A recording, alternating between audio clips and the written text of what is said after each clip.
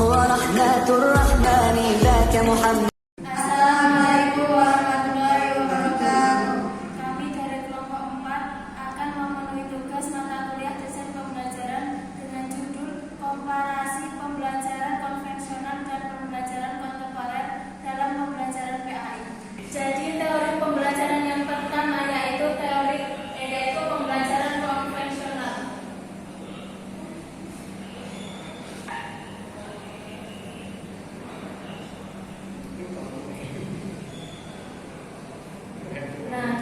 Jadi teori konvensional ini dapat dimaknai sebagai sikap dan cara berpikir serta bertindak yang selalu berpegang teguh pada norma atau adat istiadat.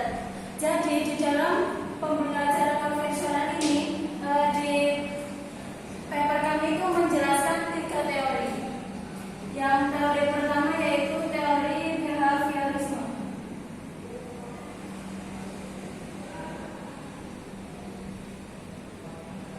Teori yang kedua yaitu teori kognitif sosial.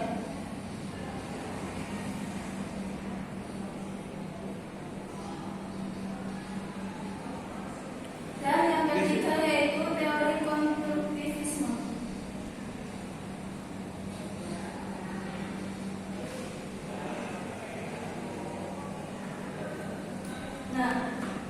Teori behaviorisme yaitu teori yang digunakan untuk memahami atau untuk memahami pola perubahan tingkah laku. Dalam teori ini menggunakan pendekatan stimulus dan respon, di mana murid itu memberi respon pada apa yang telah disampaikan oleh guru. Selanjutnya yaitu teori kognitif sosial. Di dalam teori kognitif sosial, Albert Bandura membangun teori kognitif sosial ini.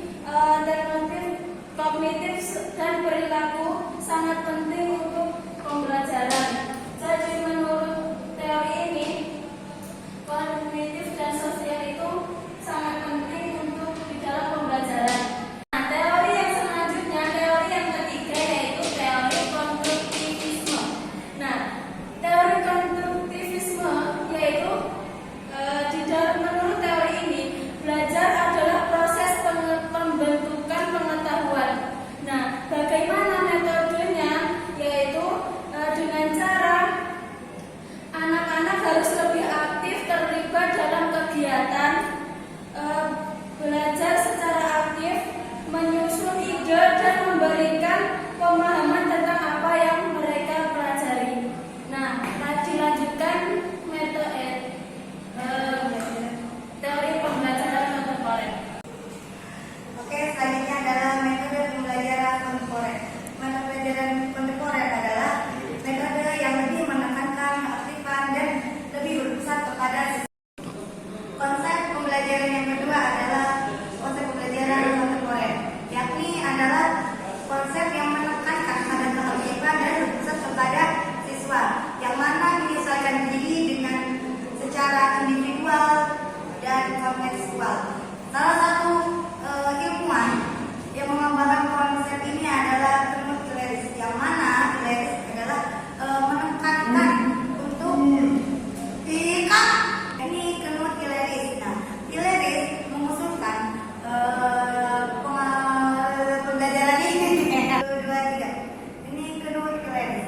Gielis mengusulkan pembelajaran ini harus misalkan beberapa faktor seperti tentang interaksi, motivasi, dan pembelajaran sebelumnya dan lain-lainnya.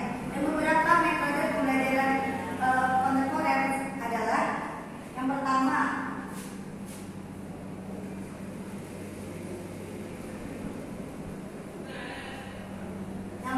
adalah pembelajaran berbasis tes.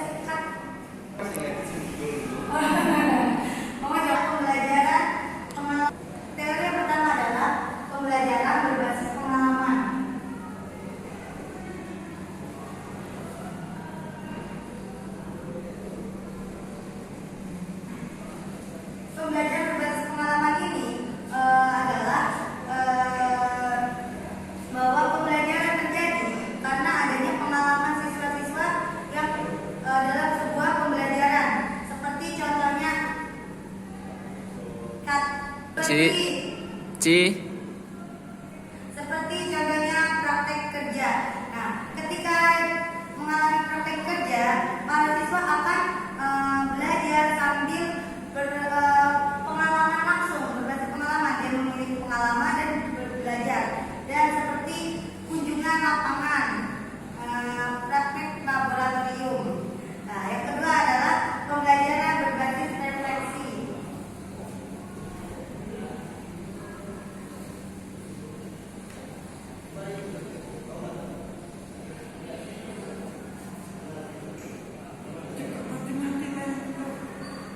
Nah, pembelajaran berbasis refleksi ini adalah menuntut siswanya untuk merenungkan apa saja yang kurang dalam pembelajarannya. Mereka tuh disuruh merefleksikan, membantu mereka memahami lebih. Oke, yang kedua adalah pembelajaran berbasis refleksi. Pembelajaran berbasis refleksi ini menuntut untuk peserta didik itu mengevaluasi dan merenungkan pembelajaran yang sudah dipelajari, merenungkan secara kritis pelajarannya. Nah, contohnya seperti jurnal pribadi dan diskusi kelompok. Nah, dengan diskusi kelompok itu mereka bisa merenungkan dan mengevaluasi apa saja yang kurang. Nah, selanjutnya di sini saya akan mengoperasikan yaitu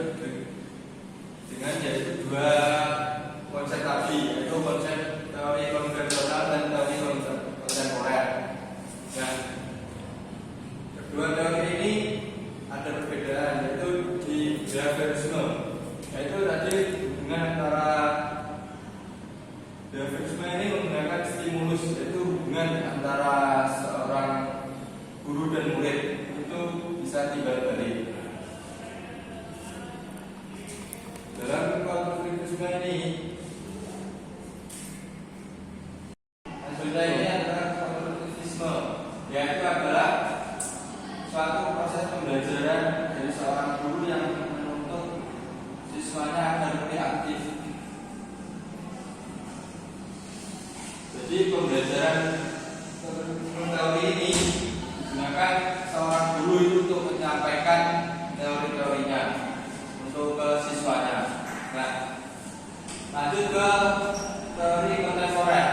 Jadi teori kontemporer ini pembaruan dari teori konvensional tadi, yaitu yang ada di sini adalah pembelajaran berbasis pengalaman. Nah, di sini siswa ini dituntut untuk lebih praktek langsung. Jadi guru yang pasif, siswanya yang aktif. Jadi seorang guru ini memberikan materi atau tugas-tugas kepada si siswa untuk siswa itu mengerjakannya. Terus yang kedua ini pembelajaran berbasis refleksi. Nah, setelah tadi si guru menyampaikan ada tugas, nah di sini pembelajaran berbasis refleksi ini, si siswa ini dituntut untuk berpikir lebih kritis, lebih aktif. Siswanya ini intinya dituntut untuk lebih aktif untuk suatu proses pembelajarannya. Jadi si guru ini hanya mendampingi si siswa dan siswanya ini yang lebih aktif belajar. Nah, di sini antara komparasi teori konvensional dan teori kontemporer di sini intinya yaitu adalah pembelajaran yang konvensional itu gurunya itu hanya ceramah saja, atau si siswanya ini hanya mendengarkan saja. Jadi si gurunya yang aktif terus. Nah, kalau teori kontemporer di sini